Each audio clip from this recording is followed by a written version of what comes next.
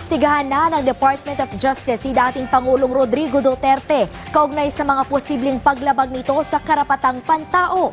Sinabihan naman ni Executive Secretary Lucas Bersamin na guni-guni ang pahayag ni dating Pangulong Duterte kaugnay sa umano'y sponsored ng Malacanang ang pag-atake ni dating Senador Trillanes. Yan ang ulat ni Joshua Garcia.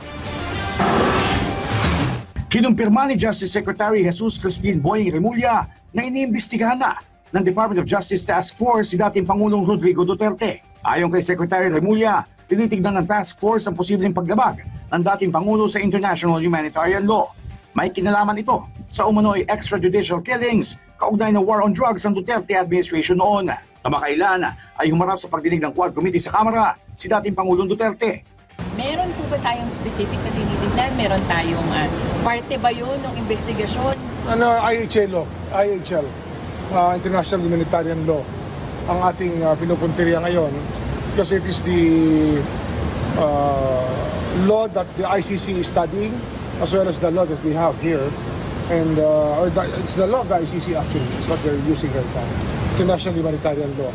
So, it's the Republic Act 1951. So that's what we're looking at right now.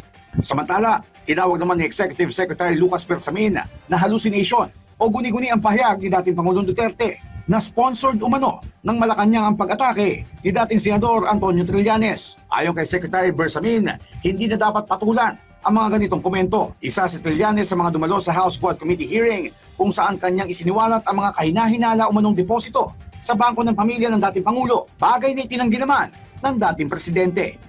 Mahirap pumatol na sa ganyan dahil hallucination na. Ano po, sir? Hallucination. Joshua Garcia para sa Pambansang TV sa Bagong Pilipinas.